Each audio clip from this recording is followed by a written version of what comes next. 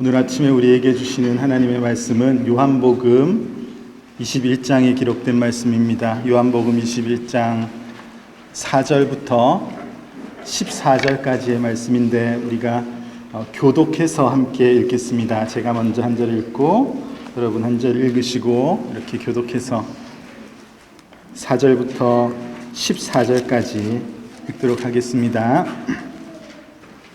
날이 새어갈 때에 예수께서 바닷가에 서셨으나 제자들이 예수이신 줄 알지 못하는지라.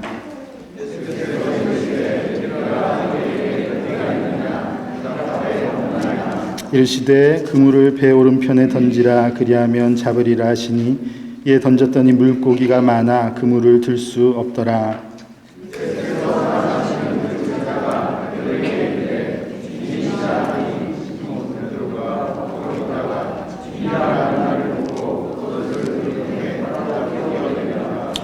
다른 제자들은 육지에서 거리가 불과 한 50칸쯤 되므로 작은 배를 타고 물고기 든 그물을 끌고 와서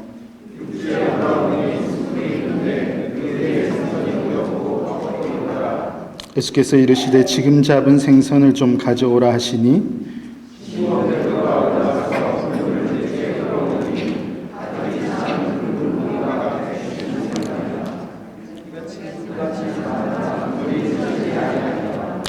예수께서 이르시되 와서 조반을 먹으라 하시니 제자들이 주님이신 줄 아는 고로 당신이 누구냐 감히 묻는 자가 없더라.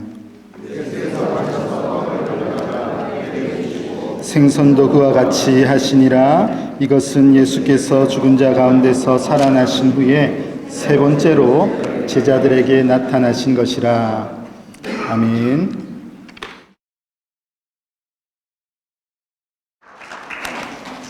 한 주간 평안하셨습니까?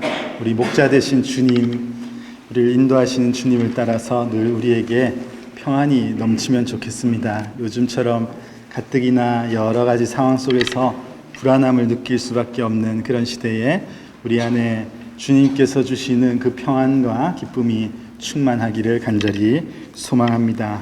우리의 삶이 평안할 수 있도록 하나님께서 우리의 삶에 좋은 은혜, 좋은 선물을 주셨다고 생각하는데 그것은 우리에게 주신 가정이라고 저는 믿습니다. 가정이 평안해야 삶이 평안하다는 것을 우리는 늘 느끼고 있습니다. 제가 가정사역에 대해서 공부를 하면서 이것을 공부하면서 느꼈던 것이 참 마지막 시대에 하나님께서는 우리의 가정을 지켜주셔야지 되는구나. 사단이 우리의 가정을 공격해서 무너뜨리려 하는 그런 일들이 많이 있구나 하는 것을 보면서 그 어떤 것보다 중요한 것이 우리 각 속해 있는 가정이 교회처럼 바르게 서는 것이 가장 중요한 것임을 깨달았습니다. 여러분들의 가정을 하나님께서 지켜주시기를 간절히 소망합니다. 그런 마음을 가지고 오늘 말씀을 준비하여 전합니다. 오늘 저는 설교 제목을 셰프 지저스라고 정했습니다. 너무 만족스러워요, 이 제목에. 제목만 들어도 그냥 즐겁지 않으십니까?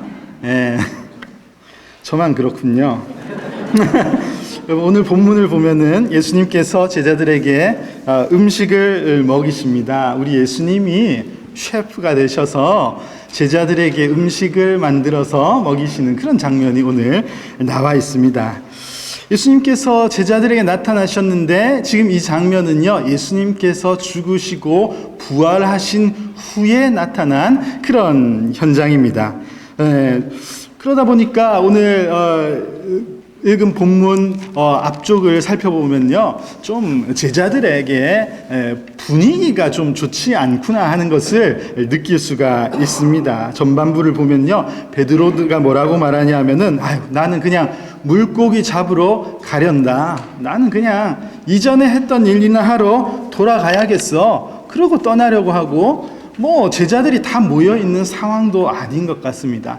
그러니까 또 다른 제자들이 그래? 그럼 나도 좀 따라갈까? 이러고 있는 상황을 성경이 표현하고 있습니다. 분위기가 안 좋아요. 그런 상태. 고기라도 좀 많이 잡히면 좋겠는데 그물을 건져보니까 그동안 너무 그물을 잡지 않아서 그런지 물고기가 하나도 잡혀오지 않으니 분위기가 더 침체되어 있는 것 같아 보입니다. 뭔가 허망하고 공허한 상태였다는 것을 짐작할 수가 있습니다. 아마도 이분들이 그물을 내리면서 이미 그들의 마음속에 우리가 지금 뭘 하고 있는 거지? 이런 생각이 좀 들지 않았을까, 그런 생각이 들어요. 그동안 같이 함께 주님을 위해서 우리가 무엇이든지 하자, 이렇게 단결했던 그런 이들인데 지금 뭔가 공허한 상태에서 옛날에 하던 물고기나 잡으러 가보자 이러고 있으니 이 일을 하면서도 마음이 꽤나 불편하지 않았을까, 그런 생각이 듭니다. 그런 상황 속에 예수님이 오신 거예요. 예수님이, 부활하신 예수님이 그들을 찾아오셨습니다. 약속하신 대로 예수님께서 제자들을 만나러 오신 거죠. 보니까 처음에는 예수님을 제자들도 알아보지 못해요. 너무 기대하지 않았었는지 모르겠지만 예수님을 알아보지 못하고 있습니다. 거리를 두고 예수님은 무태 계시고 제자들이 배 위에 있는데 누구시지? 잘 알아보지를 못하는 광경이 나옵니다. 그렇게 예수님이 부활하신 모습으로 등장하셨습니다. 제자들이 노를 저어서 무트로 나와 보니까 정말 예수님이 오신 거예요. 그런데 예수님이 오셔서 지금 뭘 하고 계십니까? 숯불을 피우고 계십니다. 불을 피우고 연기가 모락모락 나고 있고 그런 분위기가 지금 성경에 기록되어 있습니다. 생선이 좀 놓여 있고 위에 떡도 구워지고 있고 이런 광경이 나오고 있고 예수님께서 지금 잡은 생선을 좀 가지고 와 봐라 이렇게 말씀하십니다. 숯불이 타고 있는 것이 굉장히 저는 인상적입니다. 2주 전인가 토요일 날 교회에 왔더니 목장 모임을 하는데 숯불을 피우셨더라고요. 우리 교회는 성경적인 교회구나 하는 생각을 했습니다. 우리가 자주 불을 피우는 그런 일이 많이 있으면 좋겠습니다. 그리고 예수님께서 제자들에게 뭐라고 말씀하십니까? 와서 조반을 먹으라 이렇게 성경에 기록되어 있어요. 이 말이 좀 옛날 말이니까 와 닿지 않지만 무슨 말인가요? 얘들아 와서 아침 먹어, 이 말이에요. 예수님께서 제자들에게 오셔서 얘들아 빨리 들어와, 어서 아침 먹자, 내가 준비해놨어, 아침이나 먹자꾸나, 이 말씀을 예수님께서 하고 계십니다. 제자들이 부활하신 예수님이 앞에 오셨지만은 그럼에도 불구하고 마음이 불편하고 머뭇거릴 수밖에 없는 그런 형편이었을 것입니다. 아마도 다들 그렇게 느꼈을 거예요. 기쁨이 있지만 반면에 그 안에 뭔가 기쁨을 표현할 수 없는 그런 마음이 있었을 거예요. 왜냐하면은 고난받으시는 예수님 앞에서 그들은 등을 돌렸기 때문입니다. 예수님이 진짜 고난을 받으시는구나, 예수님이 진짜 죽으셨어, 어떡하지? 이들이 다들 도망가고 숨어버리고 예수님을 외면했던 그런 이들이었거든요. 그러니까 분명히 부활하셔서 다시 오시겠다고, 드러내시겠다고, 증명하시겠다고 약속하신 예수님이 진짜 오셨는데도 이걸 어떻게 표현해야 되지? 이런 마음이 그들에게 있었을 것입니다. 그런데 그 모든 어색함을 다 녹여주시는 예수님의 말씀이 바로 이 말씀이라고 생각합니다. 얘들아 아침 먹자. 어서 와서 조반을 먹어라. 이 말씀을 예수님께서 하셨습니다.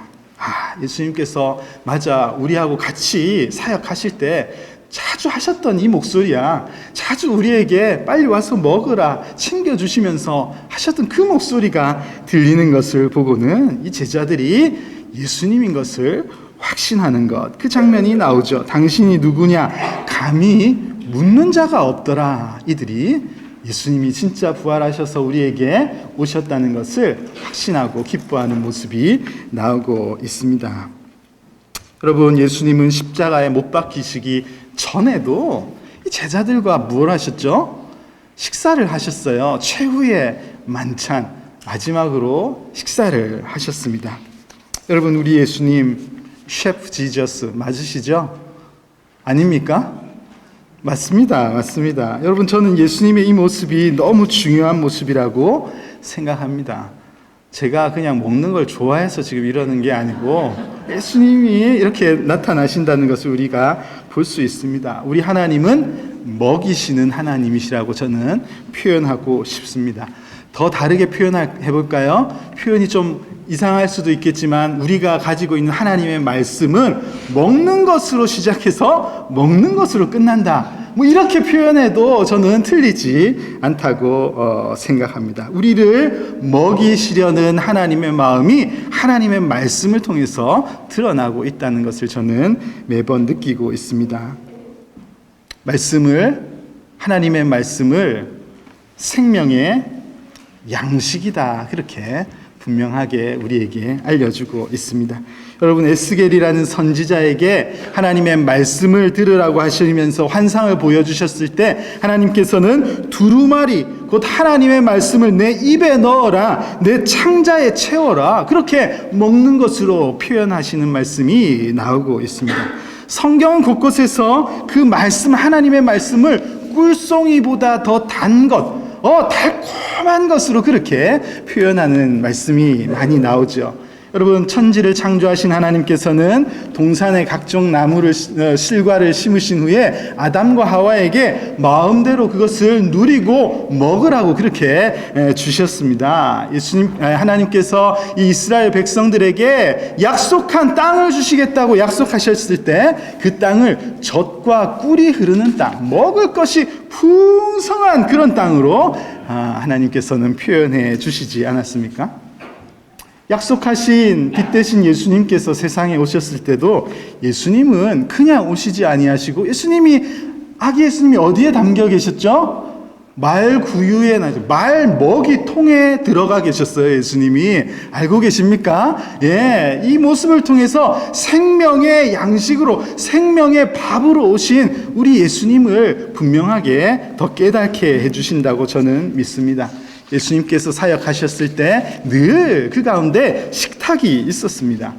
사람들이 찾아와서 어떻게 너희 선생은 죄인과 함께 그렇게 먹고 마시느냐, 그렇게 비난을 했지만 예수님은 그런 비난에 아랑곳하지 않으시고 늘 식탁을 두고 사람들을 만나신 것을 볼 수 있습니다.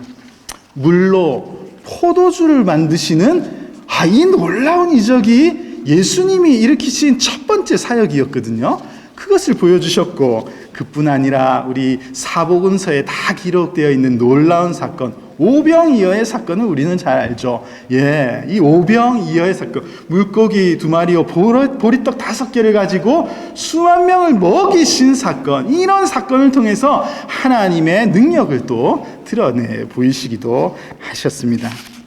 예수님은 당신을 생명의 떡으로, 인생이 마셔야 할 목마르지 아니하는 그런 물로 그렇게 표현하시면서 참 생명의 양식을 맛보지 못했던 그런 인생들을 향해서 당신만이 참된 양식이고 참된 음료로다, 이렇게 당신을 선포하시면서 드러내셨습니다.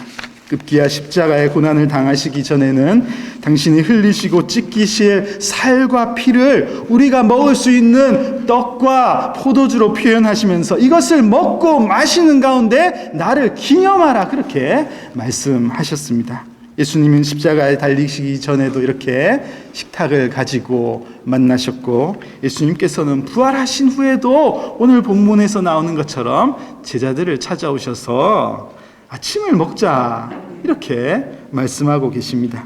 성경의 마지막에 계시록에 드러나는 우리가 가게 될 천국은 먹고 마시고 즐거워하는 웨딩 잔치, 어린 양의 혼인 잔치의 현장으로 그렇게 성경은 기록하고 있지 않습니까? 여러분, 우리 주님은 우리를 먹이시기를 기뻐하시는 참 하나님이심을 여러분 믿으시기를 바랍니다. 그래서 그분이 주시는 신령한 은혜를 먹고 마시며 누리며 살아가는 여러분들이 다 되시면 좋겠습니다. 저는 이런 우리를 먹이시는 하나님, 요리사가 되어서 나타나신 우리 예수님의 좋은 모델을요, 우리 교회가 배우고 각 가정이 따라갈 수 있으면 좋겠다, 저는 그렇게 생각합니다. 여러분 하루에 몇 끼를 가족들과 함께 식사를 하고 계신가요? 다행히 에덴스에 오셔서 한국에 계시다가 여기 오셔서 생활하시는 분들은 한국에 계실 때보다는 더 많이 가족들과 식사를 하시는 그런 시간이 많아지셨을 것이라고 생각합니다. 얼마나 감사할 일인지요. 예, 정말 그럴 것이라고 생각합니다. 정말 그 식사의 시간이 뿐만 아니라 더 행복한 시간이 될 수 있기를 간절히 소망합니다. 저는 먹는 것을 통해, 자꾸 이렇게 얘기하니까 제가 너무 먹는 것을 밝히는 사람 같아 보이지만 저는 철저히 성경에 근거해서 말씀을 드리는데, 예, 제가 느끼는 것은 하나님께서 우리 인생들에게 먹는 것을 통해서 많은 것을 생각할 수 있고 누릴 수 있게 그렇게 사람을 창조하셨다. 저는 그렇게 생각합니다. 2달 전에 저희들이 와가지고 짐을 막 풀고 하는데 정신이 없어가지고 막 그렇게 있는데 우리 교회의 헌터 권사님께서 라자니아를 이렇게 가지고 오셔서 저희 집에 가져다 주셨어요. 얼마나 맛있게 잘 먹었는지. 이후에 우리 아이들한테 뭐 이야기하다가 헌터 권사님을 얘기하니까 아이들이 기억을 못하는 거예요. 그래서 야, 라자니아 바로 기억을 하고, 바로 떠올라서, 알겠어요. 예, 먹는 것을 우리는 잘 기억하지 않습니다. 어디를 갔다 와도 거기서 뭐 했는지는 잘 기억이 안 나는데, 뭘 먹었는지는 뚜렷하게 기억나는 저만의 생각이 아니었으면 좋겠습니다.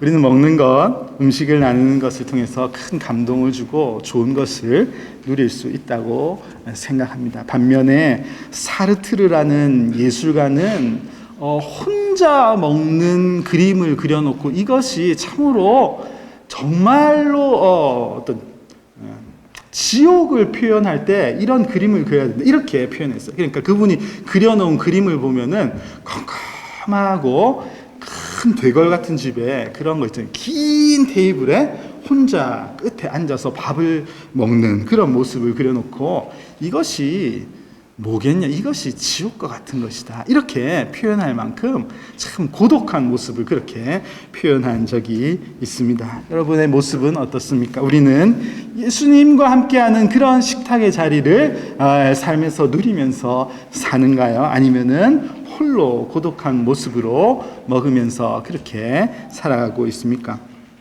그래서 저는 우리의 식탁이 어떤 모습이 되어야 될지에 대해서 오늘 잠깐 이 부분을 이야기를 하도록 하겠습니다. 오늘 우리가 함께 읽은 말씀 요한복음 21장 뿐만 아니라 오병이어로 수만 명을 먹이시는 그 사건이 기록되어 있는 그 부분에서도 그렇고, 제자들과 최후의 만찬을 나누셨던 그 본문에서도 그렇고요, 예수님께서 식사를 하실 때의 모습을 공통적으로 묘사한 말씀을 보면은요, 예수님의 4가지 행동이 나오고 있습니다. 그게 뭡니까? 네, 따라 해보실까요? 떡을은 기억 안 하셔도 됩니다. 떡을 첫 번째 가지사, 축사하시고 떼어서 주시니라. 4가지 행동이 나오죠.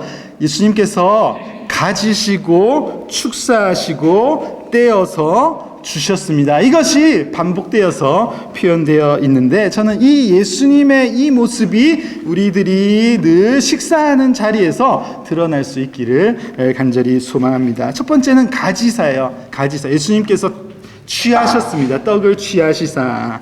저는 예수님께서 떡을 취하셨다라는 이 의미를 여러분들의 가정에서, 특별히 우리 부모님들께서 테이블을 차리시는 것, 떡을 준비하시는 것, 이런 모습으로 우리가 받아들이면 좋겠다 생각합니다. 상을 차린다는 거예요.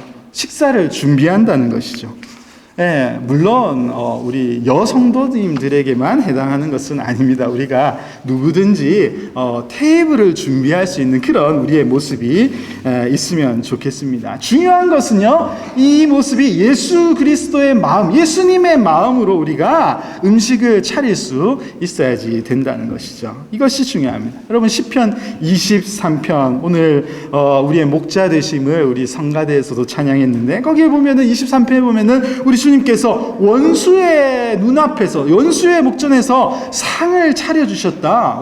원수들이 우글우글거리는데 하나님의 자녀 앞에서 편안한 테이블을 베푸셨다. 이런 고백이 거기에 기록되어 있습니다. 우리 주님의 그런 마음으로 우리가 상을 준비하는 것이 맞다는 것입니다.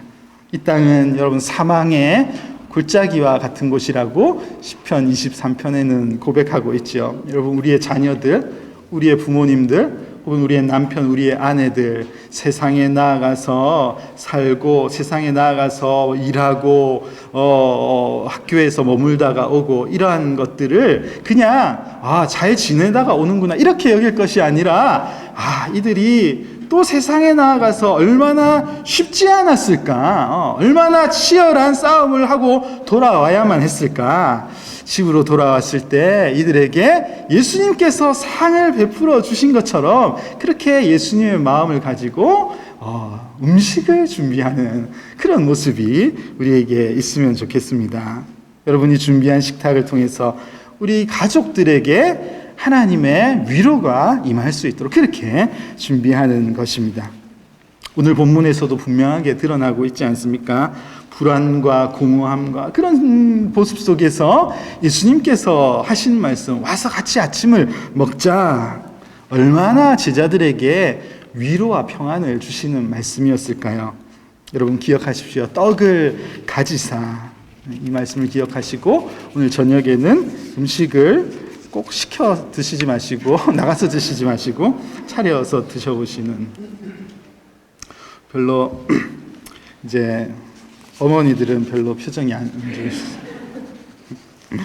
어쨌든 함께 이렇게 차릴 수 있는 그런 기쁨이 있으면 좋겠습니다. 두 번째는 축사하셨습니다. 예수님께서 음식을 나누시기 전에 기도하신 것이죠. 이거 굉장히 중요한 것이라고 생각합니다. 여러분 함께 음식을 나눌 때 반드시 우리 그리스도인들은 기도하면 좋겠습니다. 하나님께, 음식을 주신 하나님께 기도하는 것이죠. 여러분, 그 기도가 그냥 단지 감사의 기도일 뿐만 아니라 이 기도를 통해서 우리 가정의 주인 되신 하나님을 고백하는 거예요. 이 집을 다스리시고 이끌어 주시는 하나님을 찬양하는 그런 기도를 할 수 있어야지 되겠습니다. 가능하면요, 저는 가족이 함께 모일 때 부모님이든 누구든 이렇게 대표로 짧게라도 기도할 수 있으면 좋겠습니다. 그래서 우리 가정의 주인 되신 하나님께 감사를 드리고, 그리고 음식을 나눌 수 있다면은 참 좋겠다, 그렇게 생각합니다. 제가 초등학교를 완전 시골에서 다녔거든요. 저희 부모님이 경남 산청이라고 들어는 보셨는지 모르겠습니다. 지리산이 이렇게 있는 그런 곳인데, 저희 집에서 가까이 가면 청학동이라고 아세요? 그런 곳도 있고, 그런 곳에서 이제 저희 부모님이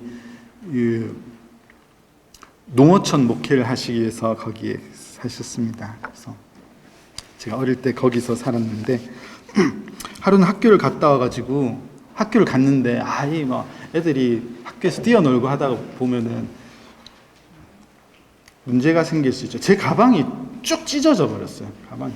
그러니까 옛날에 이렇게 약간 사각형 같은 좀 딱딱한 그게 확 찢어져가지고 이거를 실로 기울 수도 없는 그런 상태가 돼서 마음이 너무 안 좋아서 집에 돌아왔더니 큰일 났네. 이러시면서 당장 가방을 사러 나가자라고 하셨으면 좋겠는데, 그 시골에 참 우리 아버지 어려운 형편에서 목회를 하고 계셔서 그 가방을 당장 사러 가자고 못 하시는 것 같더라고요. 그래가지고 그러고는 우리 식탁 앞에서 기도를 하자 그러시대. 그래서 기도를 하시면서 기도의 내용이 하나님께 이 상황을 이야기를 하시더라고요. 순재 가방이 뜯어졌습니다. 가방이 뜯어졌다고 이런 이야기를 기도를 하면서 표현을 하시더라고요. 그래서 기도가 끝나면은 일이 일어나겠구나. 우리 기도를 하시고 이런 내용을 기도하시니까 분명히 새 가방을 준비해 놓으셨거나 그런 줄 알았어요. 그래서 이제 기도를 하면서도 계속 눈을 뜨고 이렇게 가방이 어디에 있나 우리 아버지 가방을 어디다가 갖다 놓으셨나 막 이런 마음으로 그렇게 기도를 하고 기도를 탁 하고 눈을 떴는데 가방을 주비를 안 해놓으셨더라고요. 그냥 그 기도만 하신 거예요. 그 상황만 그냥 이야기를 하신 거죠. 그때 제가 굉장히 당황스러웠어요. 왜 기도를 했는데 이런 일이 일어나지 않았지? 아니면은 왜 준비도 안 해놓고 이런 기도를 하셨는가? 이런 생각을 하면서 굉장히 그 당시에는 굉장히 실망했던 기억이 남아 있습니다. 그런데 중요한 것은요, 그때의 그 기도했던 그 시간이 저는 지금도 잊혀지지가 않습니다. 그냥 우리가 이런 형편이라는 것을 하나님께 솔직하게 말씀을 드리는 그런 상황이었어요. 우리의 모든 형편을 아시는 하나님께 우리의 이런 아픔이 지금 있습니다, 이것을 알리는 그런 기도였다는 것을 생각하게 되었고, 제가 그 기도 이후에는 맞다, 우리가 살아가면서 어떤 힘겨운 상황이 있을 때 우리는 기도하는 것이 맞구나, 우리 믿는 사람들은 표현하고 하나님께 아뢰는 것, 이것이 참 중요한 거구나 하는 것을 지금까지 마음에 새기고 살아가고 있습니다. 여러분들도 이렇게 가정이 모였을 때, 특별히 음식을 대할 때 기도하는 시간을 꼭 가지고 우리 하나님께서 우리 가정을 다스리고 있음을 표현하면서 그렇게 음식을 나누는 것이, 여러분들의 자녀들이 또 이 땅을 살아가면서 이후에 혹시라도 사람들이 살아가면서 어려운 일들을 겪고 할 때, 그래 우리 부모님이 그때 기도하셨어, 나도 기도해야 되겠다, 이런 것을 잘 몸으로 익힐 수 있는 그런 기회가 될 수 있을 것이라고 생각합니다. 여러분, 이러한 양식을 주시는 하나님께 늘 감사할 뿐만 아니라 우리를 풍성하게 하시는 늘 그 우리의 주인 되신 하나님을 우리가 가정이 모였을 때 꼭 예배할 수 있기를 소망합니다. 여러분, 세 번째는요, 떡을 떼셨습니다. 떡을 자르신 것이죠. 떡을 나누셨습니다. 한 덩어리로 되어 있는 빵을 잘라서 주시기 위해서 자르셨다는 것이죠. 여러분, 예수님은 이 모습을 통해서 이 제자들이 이 교회가 한 공동체라는 것을 분명하게 표현하셨다고 믿습니다. 저는 식사 시간을 통해서 우리 예수님을 믿는 우리 가정이 한 몸을 이루는 하나의 공동체라는 것을 또 기억할 수 있는 그런 자리가 되면 좋겠습니다. 나눔이 우리에게 있어야지 된다는 것입니다. 여러분, 함께 앉아서 밥은 먹는데 그냥 각자 먹고만 끝나는 것이 아니어야지 된다는 것이죠. 서로의 생각을 나눌 수 있는 그런 시간이 되어야지 되겠습니다. 음식도 나누고 삶도 나누는 그런 모습이 우리에게 있어야지 되겠습니다. 여러분, 통계를 보니까 60년 전에는요, 한 끼 식사를 할 때 90분 정도를 사용했다 하더라고요. 그런데 현대인들은 한 끼 식사를 12분 안에 끝낸다, 그런 통계를 본 적이 있습니다. 혼자 먹는 시간도 많아졌고, 함께 먹고는 있지만 그냥 각자 뭔가를 하면서 식사를 하는 경우가 굉장히 많죠. 이전에 사역을 하면서 들어보면은 아이들에게, 우리 자녀들에게 여러 가지 고민이 많고 상처가 많은데 그 부모님은 전혀 그 상황을 알지 못하는 그런 경우가 굉장히 많다는 것을 본 적이 있습니다. 여러분, 함께하는 식탁이 그런 아픔을 나눌 수 있는 그런 자리가 되면 좋겠습니다. 또 기쁨을 나눌 수 있는 그런 자리도 되어야지 되겠지요. 식탁에 앉아서 예수님께서 빵을 나누신 것처럼 우리의 음식을 건네어 주면서, 물을 건네고 음식을 건네면서 나눔이 있어야지 되는 거예요. 너 요즘에 무슨 일 없니? 걱정되는 것은 없니? 뭐 힘든 일은 없으세요? 괜찮으세요? 이렇게 우리의 생각을 나눌 수 있는 그런 시간이 우리의 식탁 가운데 있어야지 된다는 것입니다. 여러분, 마지막으로 예수님께서는 떼어낸 그 떡을 제자들에게 주셨어요. 나누어서 주셨습니다. 저는 여러분 가정의 식탁에서 예수님이 이 떡을 내어 주시는 모습이 우리 안에 있었으면 좋겠습니다. 여러분, 예수님께서는 떡을 내어 주셨지만 이것을 통해서 예수님께서 드러내신 것은 예수님께서 이후에 당신의 살을 내어 주실 것, 당신의 죽음을 통하여서 우리를 살리실 것, 이것을 분명히 드러내신 것이라는 것을 우리는 분명히 알고 있습니다. 복음을 나타내신 것이죠. 여러분 가정의 식탁에서 여러분들은 어떤 대화를 주고 받으십니까? 반찬이 왜 이래? 이런 얘기는 안 하시죠, 요즘에? 요즘에 이런 얘기는 안 하실 거고. 이런저런, 별로 듣기 싫은 것, 그동안 쌓아놓았던 그런 얘기들을 혹시 풀어놓는 그런 장소는 아닙니까? 그런 대화가 아니라 우리 복음의 대화가 우리에게 있었으면 좋겠습니다. 여러분, 복음이라는 것이 무엇인가요? 복음의 내용은 용서예요, 용서. 우리를 서로를 용서하는 것이죠. 바로 그것이 우리의 식탁의 자리에 있으면 참 좋겠습니다.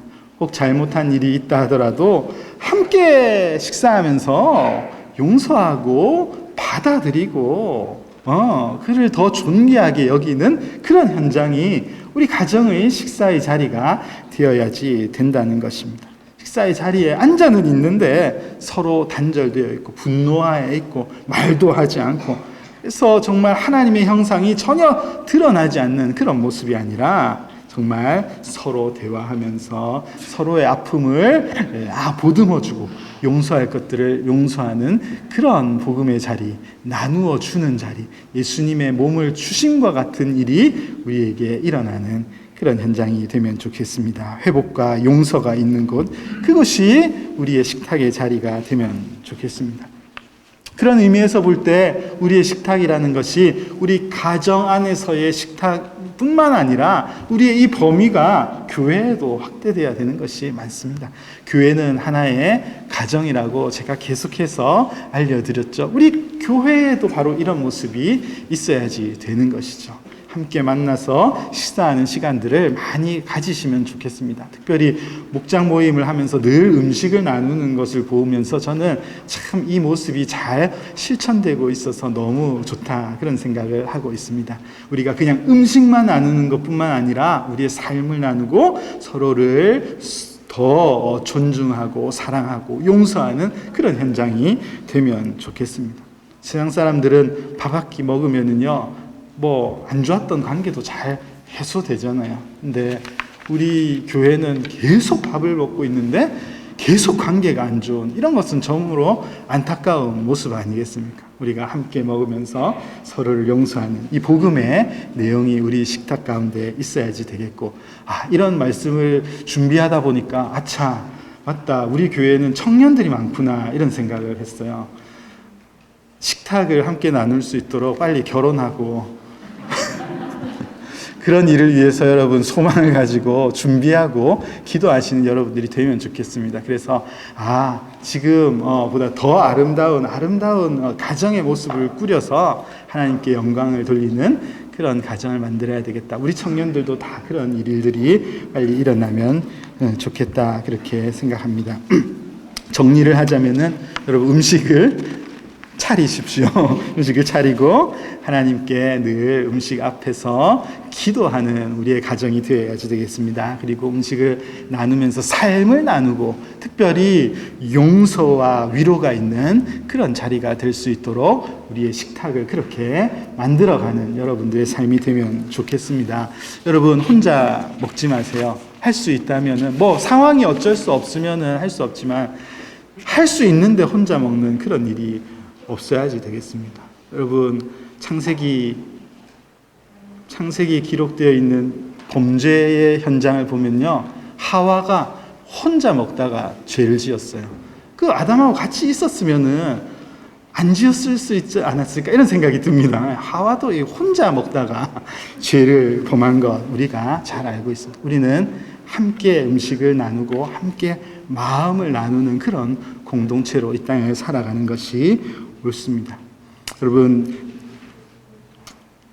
넬슨 만델라 대통령 이미 돌아가셨지만 아시죠? 그분이 신자셨더라고요. 그리스도인이었는데 그분이 그런 이야기를 하셨다고 합니다. 아침은 혼자 드십시오. 점심은 친구들과 드십시오. 저녁은 원수를 초대해서 드십시오. 그런 말씀을 하셨다고 하더라고요. 우리가 때로는 혼자 음식을 나누면서 또 묵상해야 할 때도 있지만, 할 수 있다면 우리가 음식을 나누고 서로를 나누면서 음식에 반찬 가짓수는 중요하지 않습니다. 우리가 그것이 중요한 것이 아니라 함께 모여서 삶을 나누는 것이 가장 중요한 것이라고 생각합니다. 여러분, 우리의 가족의 식탁이 나와 내 가정을 살리는 그런 시간이 되기를 원하고, 더 나아가서 우리의 식탁에 정말 원수를 초대할 수 있는 그런 시간이 되면 좋겠습니다. 그래서 누구든지 풍성한 하나님의 은혜를 나눌 수 있는 그런 현장이 될 수 있도록, 예수님께서 그렇게 하셨으니까요. 우리가 그런 예수님의 모습을 따라감으로써